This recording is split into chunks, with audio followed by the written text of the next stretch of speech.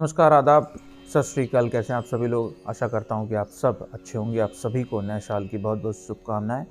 और जैसा कि ये नया साल शुरू हुआ है तो क्राइम कहानी के इस एपिसोड में आपका फिर से स्वागत है। लेकिन आज क्राइम की कोई कहानी नहीं होगी, चूँकि नए साल की शुरुआत क्राइम से हम नहीं करेंगे।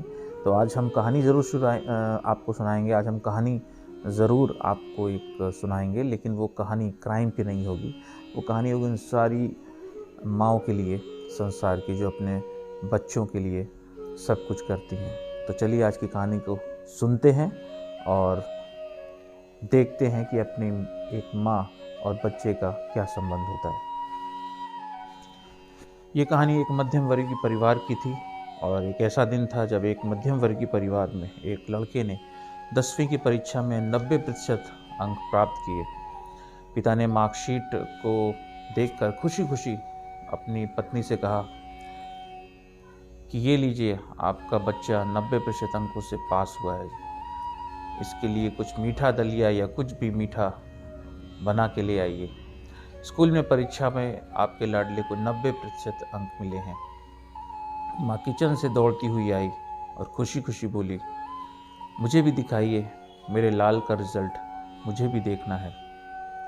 वहीं पास में जो लड़का खड़ा था, उसने जब देखा कि उसकी माँ ने ये बोला तो वो फटाक से बोला कि बाबा, माँ को रिजल्ट कहाँ दिखा रहे हो? माँ तो अनपढ़ है, वो तो पढ़ लिख नहीं सकती। माँ ये सुनकर बहुत दुखी हुई। अपने पल्लू से उसने अपने आंखों के आंसू को पोंछा और फिर से अपने बेटे के लिए दलिया बनाने किचन में चली गई। ये सब पिता देख रहा था और उसने कहा, हाँ बेटा, तूने बिल्कुल सही कहा है। तेरी माँ अनपढ़ है, तूने बिल्कुल सही कहा है। जब हमारी शादी हुई तो 3 महीने के अंदर ही तुम्हारी माँ गर्भवती हो गई। मैंने सोचा कि शादी के बाद कहीं हम लोग घूमने नहीं गए, एक दूसरे को ठीक से समझा भी नहीं। चलो इस बार अबॉर्शन करवा कर आगे चांस लेते हैं। लेकिन तुम्हारी माँ ने जोर देकर कहा, नहीं, घूमना फिरना और आपस में समझना समझाना ये सब कुछ तो बाद में होता रहेगा। फिर तेरा जन्म हुआ बेटा, वो अनपढ़ थी इसीलिए उसने ऐसा बोला।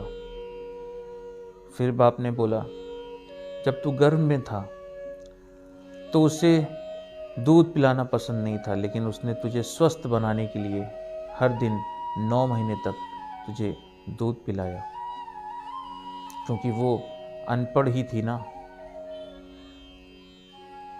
तुझे सुबह 7 बजे स्कूल जाना रहता था, इसलिए सुबह 5 बजे उठकर अपनी नींद खराब कर वो तेरा मनपसंद नाश्ता और डब्बा बनाती थी, क्योंकि वो अनपढ़ थी इसीलिए।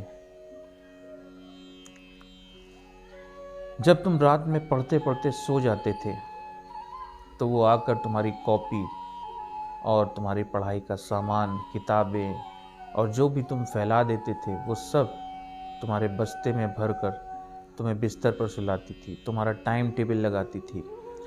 उसके बाद वो सोती थी और रात में बार बार जागकर तुम्हें ओढ़नी से ढकती थी कि कहीं तुम्हें सर्दी न लग जाए, क्योंकि वो अनपढ़ थी।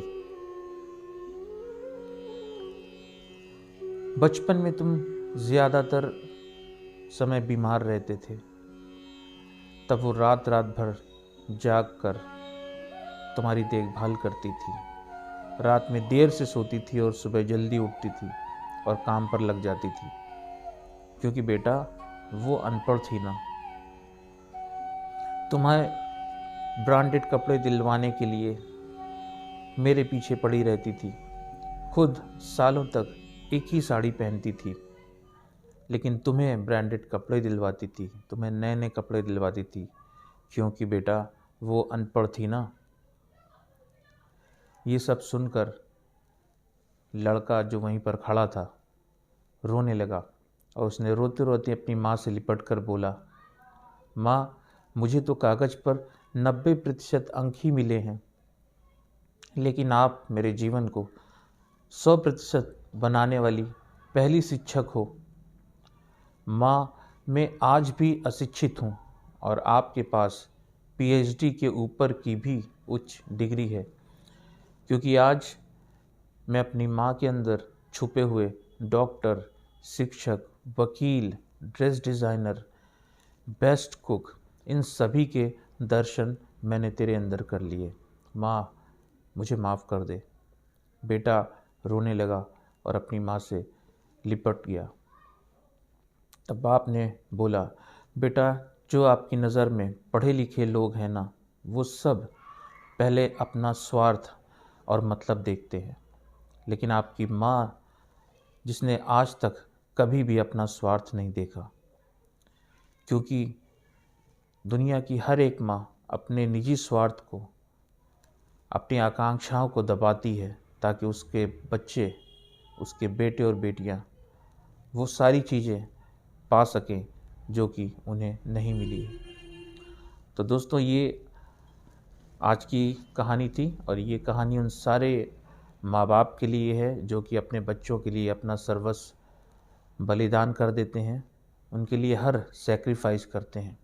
और ये कहानी उन बच्चों के लिए भी है जो अपनी माँ बाप को निग्लेक्ट करते हैं। जब वो इस लायक बन जाते हैं कि वो हर वो चीज़ जो वो चाहते हैं उनको मिलती है संसार में, तो तब वो अपनी माँ बाप को छोड़ देते हैं, निग्लेक्ट कर लेते हैं, उनकी बातों को नहीं मानते हैं। तो सारे बच्चों से आज मैं बोलना चाहता हूँ कि आपकी शिक्षा चाहे जितनी भी ऊंची हो, लेकिन अगर अपने माँ बाप का आप आदर नहीं करते हैं, सम्मान नहीं करते हैं, तो आपकी शिक्षा बेकार है। क्योंकि शिक्षा का उद्देश्य आपको एक अच्छा इंसान बनाना है। मिलते हैं फिर से नई कहानी के साथ।